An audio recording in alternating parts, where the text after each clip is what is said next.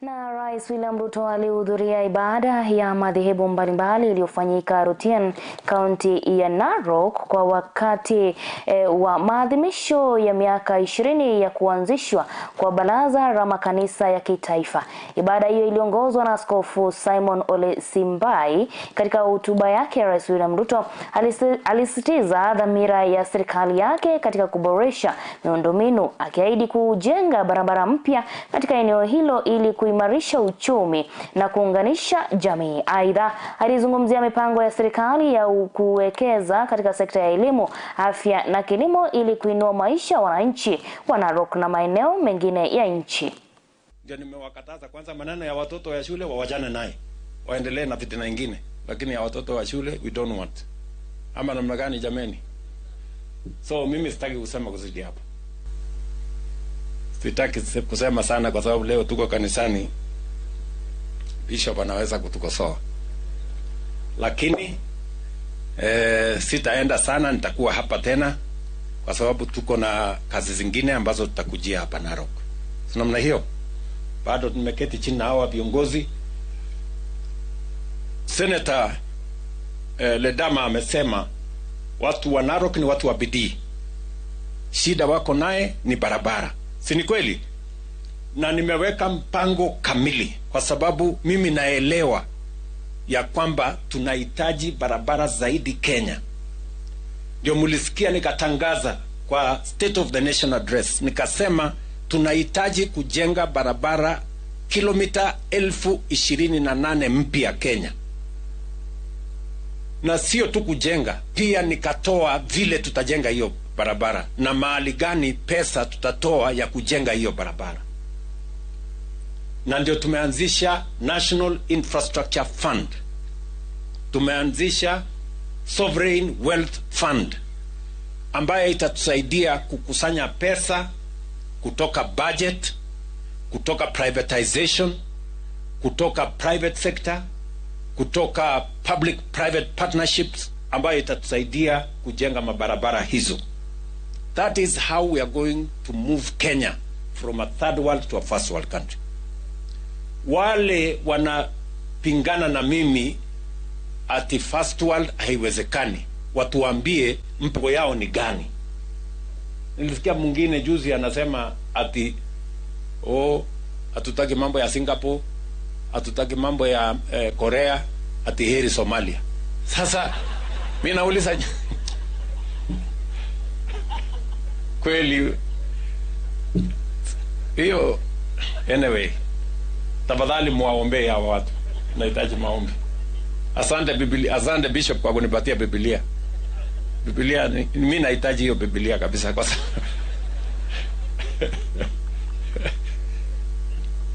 so ndugu zangu watu wa CCI, mimi nimefurahi sana kuwa kati yenu. Na CCI iko na uhusiano mkubwa na AIC mahali kanisa nimelelewa. Nimeona vile mnaimba ni vile tunaimba huko AIC. Sitaki kusema ilitokea maneno gani ikakuwa sisi.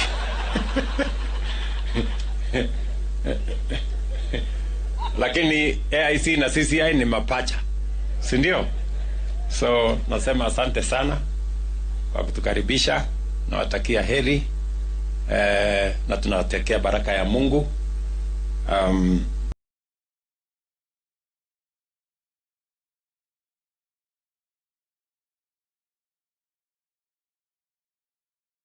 Na kadri taifa la Kenya linavyokaribia uchaguzi mkuu wa mwaka 2027, mtandao wa viongozi wa wanawake wa jamii ya Gusii Women in Leadership Network umetoa wito kwa jamii hiyo kuwakubali na kuwaunga mkono wanawake wanaonuia kuwania nyadhifa mbalimbali za uongozi. Kundi hilo linasema kuwa hatua hiyo si tu itachangia kuimarisha usawa wa kijinsia, bali pia itawapa wanawake fursa ya kushiriki ukamilifu katika uamuzi wa masuala ya maendeleo ya kijamii na kiuchumi katika eneo hilo.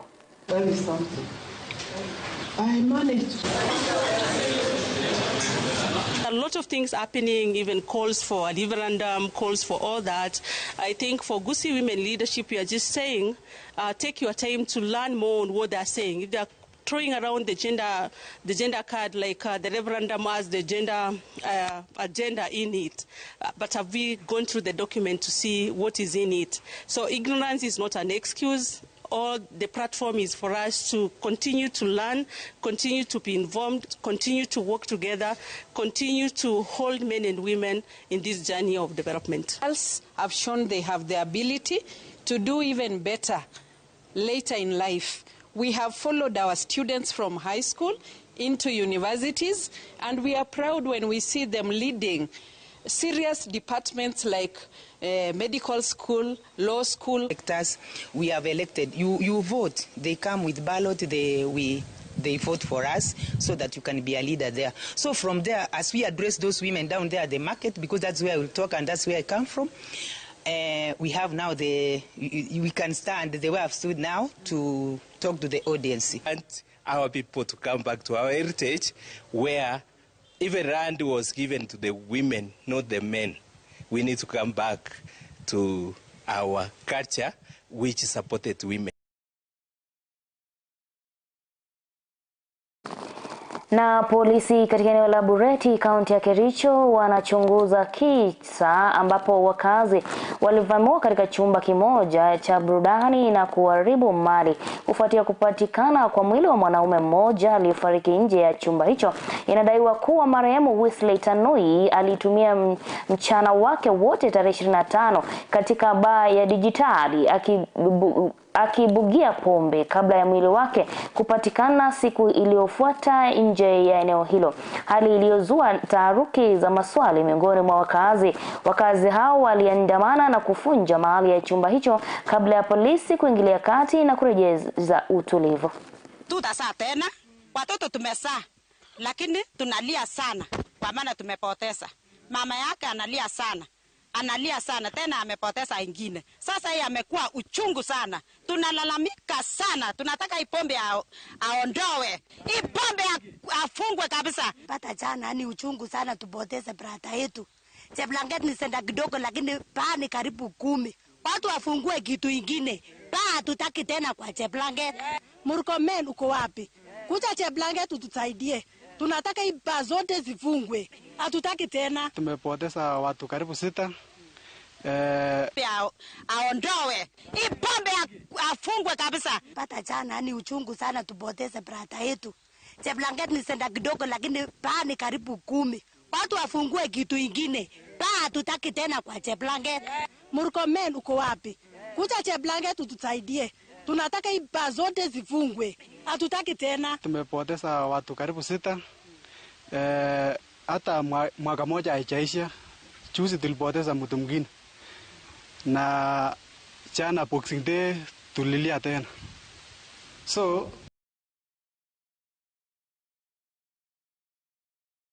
Na shirika moja la kijamii katika kaunti ya Kisii limeitaka serikali ya kaunti pamoja na wahisani kujitokeza na kusaidia kuanzishwa kwa kituo cha wanaokoa na kuwalinda watoto wa mitaani waliorejea katika maisha yao ya kawaida, hasa wakati wa likizo za shule. Wakizungumza katika kongamano la kuwaekeza watoto wa mitaani lililofanyika katika kanisa la Pentecostal Assemblies of God mjini Kisii, maafisa wa shirika la Kingdom Child walisema kuwa watoto wengi hupotelea mitaani wakati wa likizo kwa kuwa hawana mahali salama pa kuishi. Aliongeza kuwa watoto walioko katika vituo vya kurekebisha tabia za mashule mara nyingine hukosa familia za kuwahifadhi, hali inayowaweka kwenye tahadhari za kuingia katika dawa za kulevya, uhalifu, changamoto nyingine za kijamii.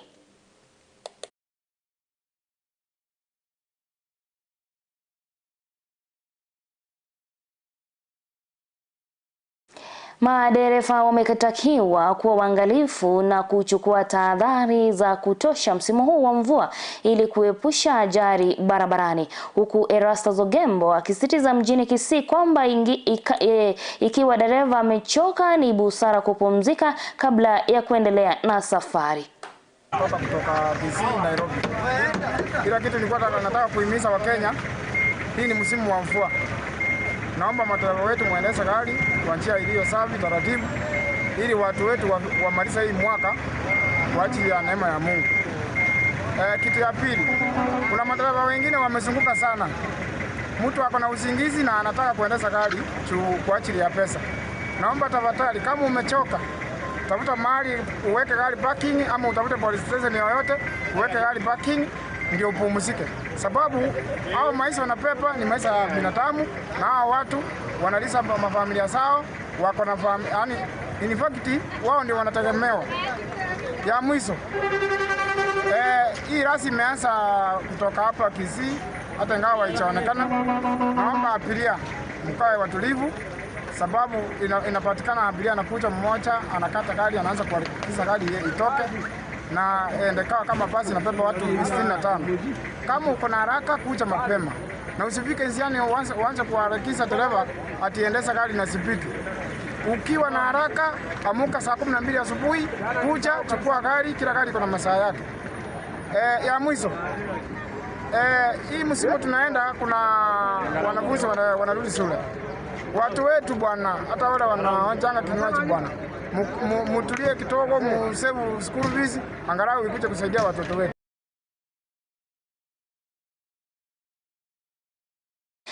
Naam, shukran sana mpenzi mtazamaji wa runinga ya Ndizi TV Afrika kwa wakati wako. Kufikia hapo ninaenda mapumziko kwa muda usio mrefu, ila usende mbali, nitakaporejea nitazidi kufahamisha mengi ambayo yamejiri.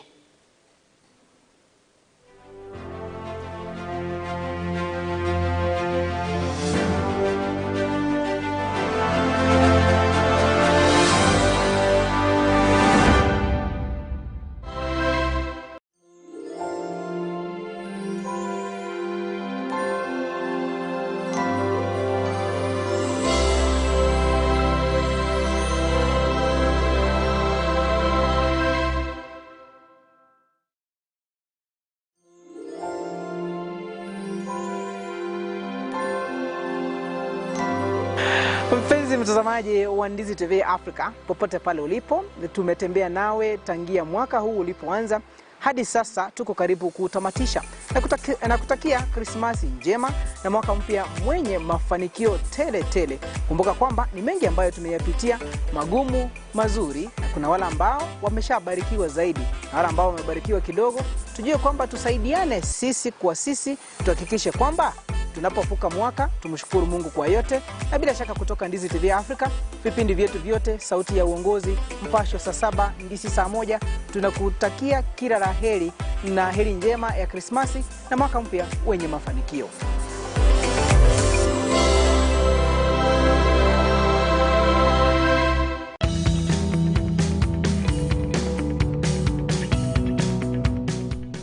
This festive season, treat yourself at Canal Park Hotel, just 5 kilometers from Kisii town off Kisii-Kilgoris Road. Enjoy luxury, comfort and a 10% discount on all accommodation services. Book now and celebrate in style. Canal Park Hotel, the pride of Kisii.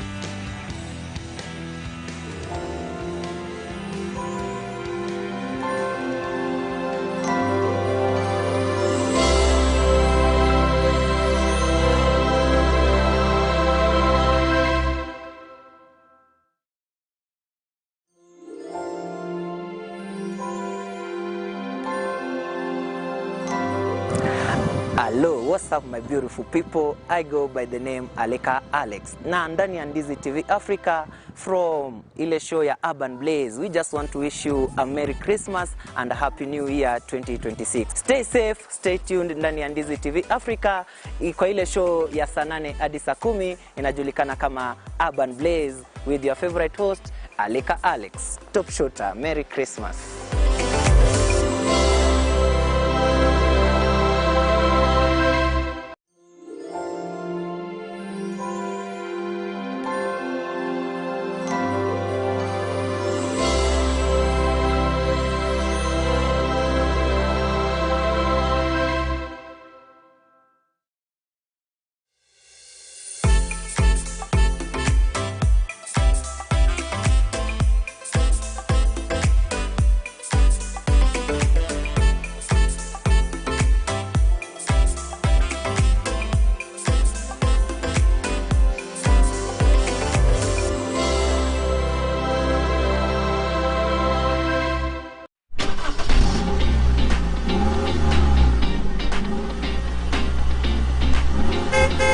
Steer your future in the right direction.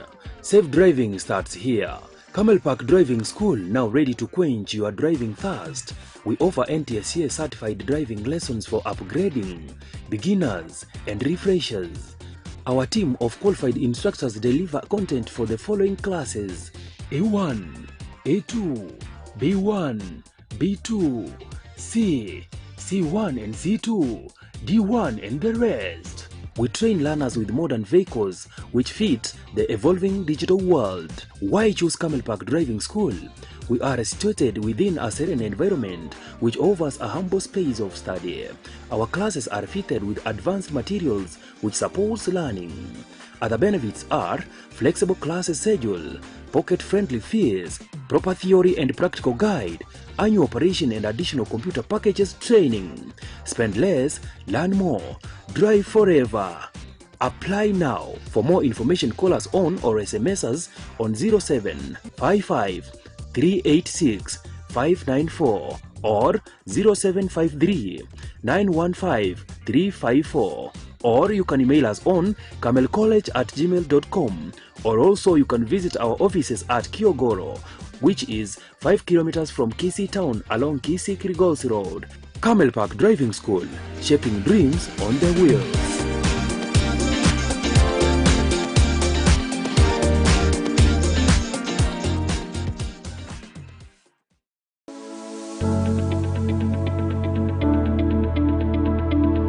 Inside each one of us, there is a dream.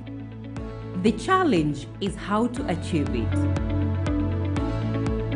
This journey will take inspiration, constant motivation, proper supervision, and strong connections. At Camel Park Training College, we know what makes your dreams come true. Now, all we need to begin in this journey is you. Enroll today in a variety of courses. Choose Camel Park Training College.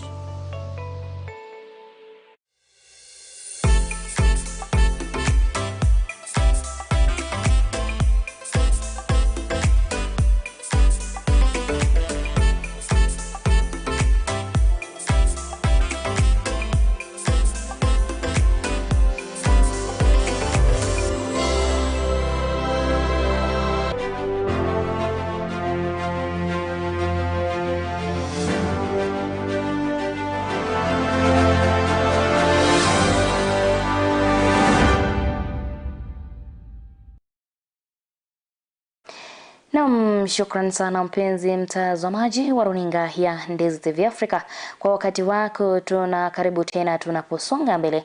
Ni kwamba kundi la mawakili chipukizi kutoka eneo la Nyanza kwa ushirikiano wa Wizara ya Mambo ya Ndani limeendesha siku ya huduma kwa wananchi, huduma mashinani, mji wa Migori, ambapo huduma mbalimbali za serikali zilitolewa bila malipo na zaidi ya watu 500 wakijiandikisha kama wapiga kura wapya, ikiwa ni juhudi za kusaidia wizara hiyo kufikia lengo la kuandikisha wapiga kura wapya milioni 6.5 kabla ya uchaguzi mkuu wa mwaka 2027.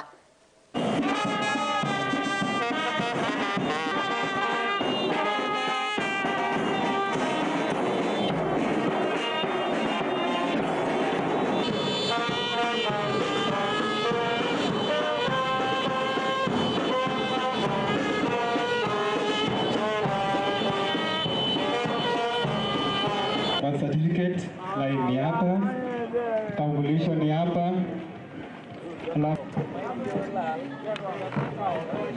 Main event here was today to bring free legal aid, free registration of voters, and then also to ensure that we brought to the people Huduma Center facilities and services. All the Huduma Center activities have been brought to Muslim for the public. The main reason why we are here is to push for voter registration. Recently, we had the annunciation from the IEBC and the target of 6.5 million Kenyans for the registration of new voters. And as part of our role as advocates is to push to ensure that members of the community, members of the society and the public at large realize this democratic right. And in giving back to the society, we organize this event to ensure that members also come to register as new voters. And so far, we are looking forward to hitting the target as announced by IEBC. And we're looking forward to going to another place in the near future, just to give back to the society that has raised us to who we are today. We've been able to handle 17 cases. Some are active cases, some are cases that went quiet for a while, and members of the public did not know how to pick them up.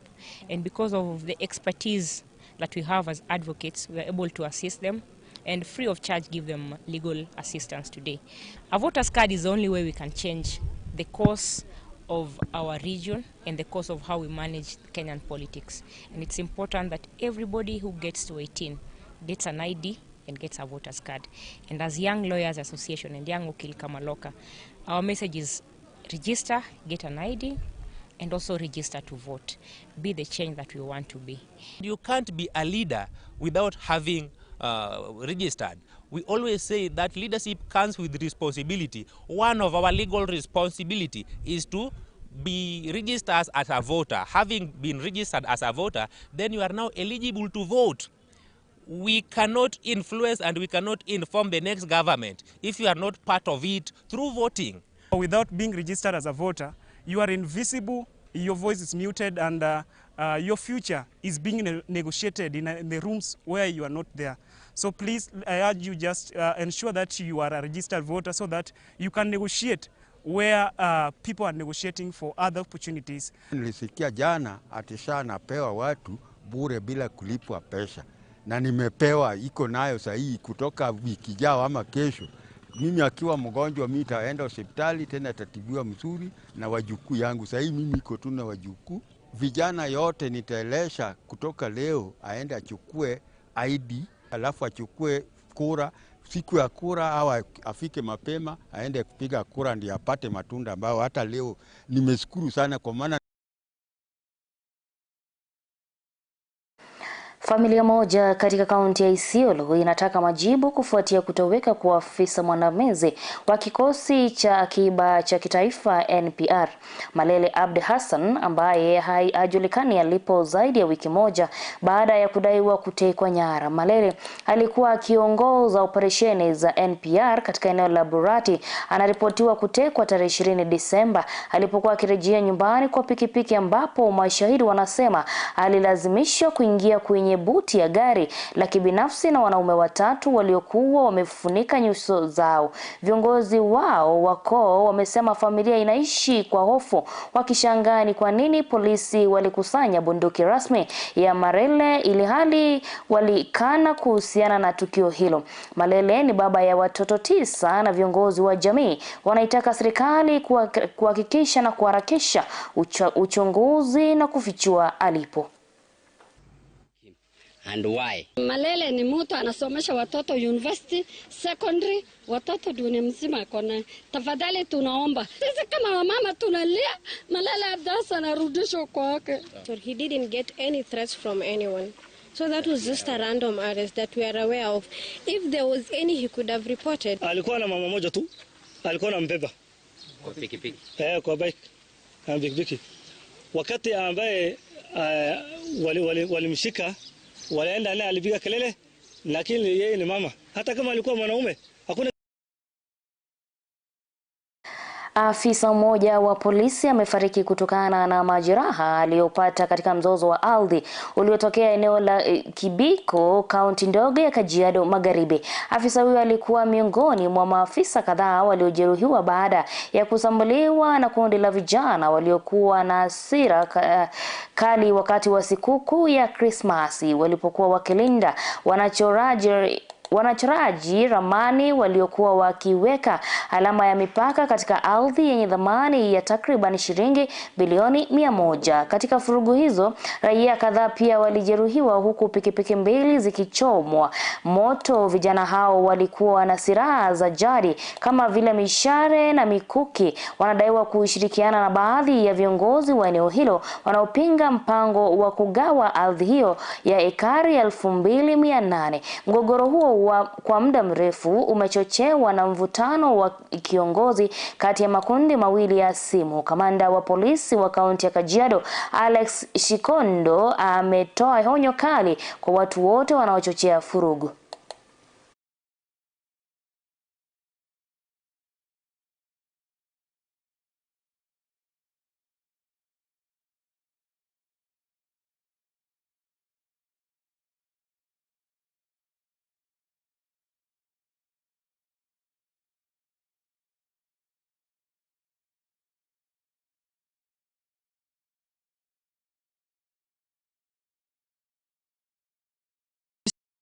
This is our certificate of incorporation. Yes. And I challenge them to produce theirs. This is a court ruling in Kajiado that said we are mandated to subdivide this land. This is a Kenya Gazette. Kenya Gazette notice that said we are the trustees. The one they got irregularly is revoked here. Those are people who do not have any legal entity to be in this land.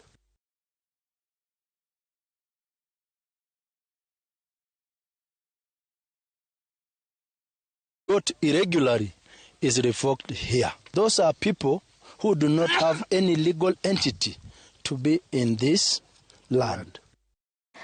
Mwakilishi wa kudumu wa Kenya katika UN Habitat, Susan Nahumincha, ameitaka mamlaka ya kitaifa ya usafiri na usalama barabarani NTSA kwa kushirikiana na idara ya trafiki kuimarisha mikakati ya kudhibiti ajali barabarani. Akizungumza alipokuwa akisherehekea pamoja na wakazi wa Cherenganyi, Nahumincha alisisitiza umuhimu wa kutekeleza kwa udhabiti sheria za usalama barabarani, huku akiwahimiza abiria kuwajibika kwa kukemea madereva wanaokiuka kanuni za usalama, akieleza kuwa kuwajibika kwa pamoja unaweza kusaidia kuzuia maafa yanayoweza kuepuka.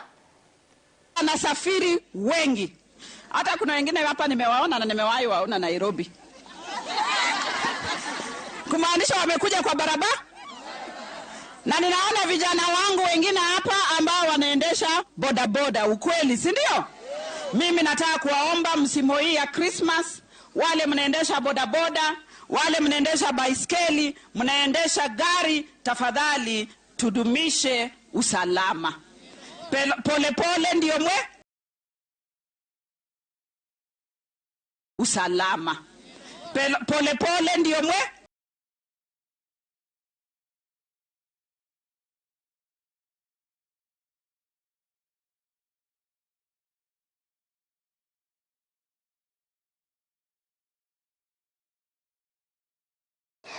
Na tukiingia viwanjani ni kwamba sekta katika michezo imetajwa kuwa chaguo muhimu na ya fursa na uwezeshaji wa kiuchumi, huku wazazi wakihimizwa kuwa mstari wa mbele katika kutambua na kulea vipaji vya watoto wao tangu wakiwa na umri mdogo.